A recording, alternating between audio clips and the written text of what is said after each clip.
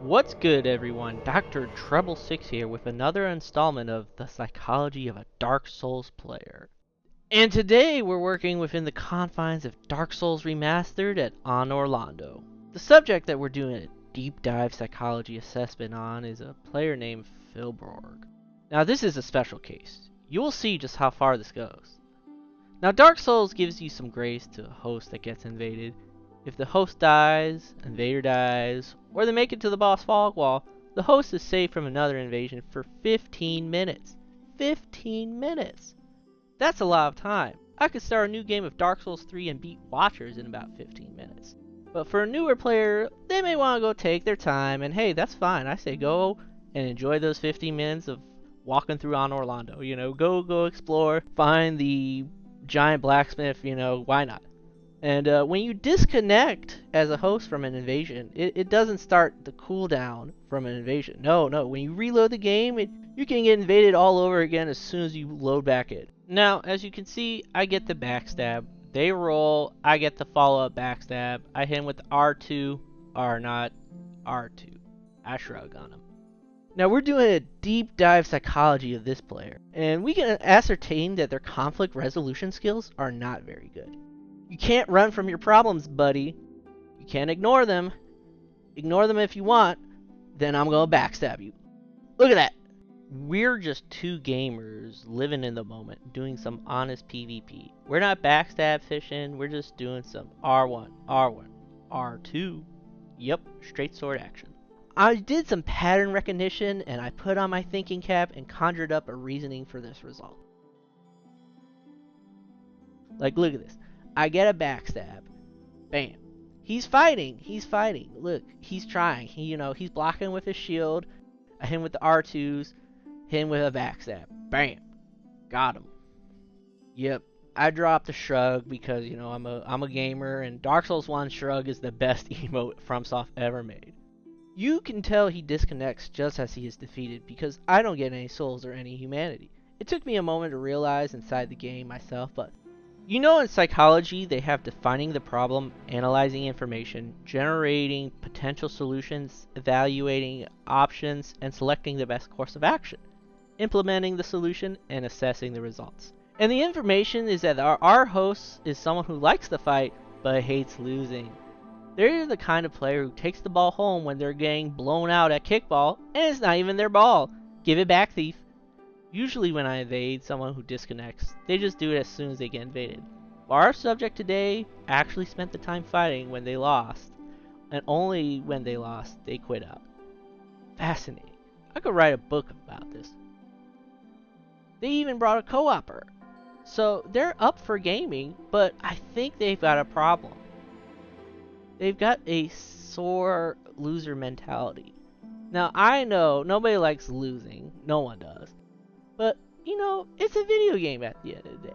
These are just pixels on a screen. I play on my console, my PlayStation, big screen. And, it's all good. At the end of the day, it's just a game. So he's running scared. Look at me, I'm going down through On Orlando stairs. Smack. I miss. I get the back of that, but the second time, Look at that. And look, he's down for the count. I dropped the, well, what is it, because it's funny. And I actually get the souls for this one. See, this time he didn't disconnect. Well, you'll see. What do you think they are doing to quit out of the game as soon as they died? Do they just quit out of the game on the PlayStation real fast? Or maybe he runs off the couch to the PlayStation 4 and presses the power button. Or maybe he's right next to his Wi-Fi and plugs it as soon as I get the final blow. Let me know what y'all think in the comments.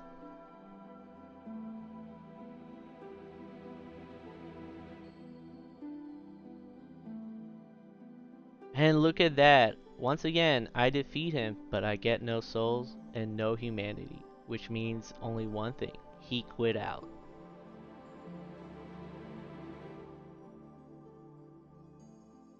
Now all of these invasions were done in just a little over 1 hour.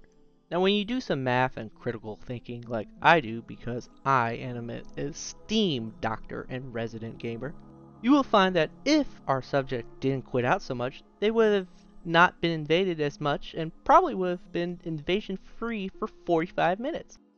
45 minutes? I could beat Dark Souls 3 in that amount of time. Now, I really wonder, was this today's subject's first playthrough of Dark Souls? Maybe. It could explain why they quit out and not start the invasion cooldown, but who knows? Maybe it's their second or third playthrough. And this explains why they are actually fighting me, rather than just quitting out instantly. And instead, quitting out when they lose the fight. Fascinating. I could write 2 books about this. Dare they seek attention? Is this all attention-seeking behavior? Fascinating. And this is why we are doing a deep dive psychology of a Dark Souls player. Now look at this, you can see I backstab him because this is Dark Souls 1 and that's what you do in Dark Souls 1, you backstab. I go for a swing, I'm running, he's running, and then bam, I get the hit. He's mid-rolling.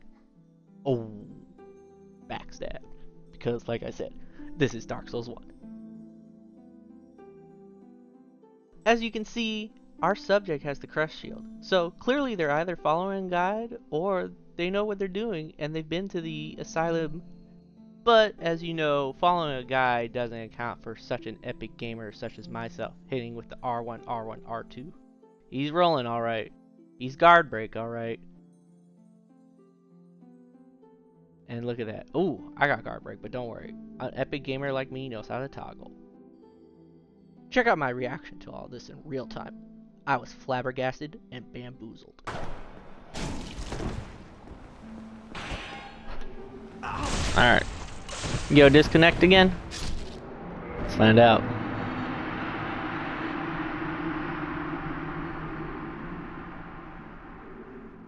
Oh, he did. He disconnected again. Make sure to like, comment, and subscribe for more deep dive psychology reports of a Dark Souls player.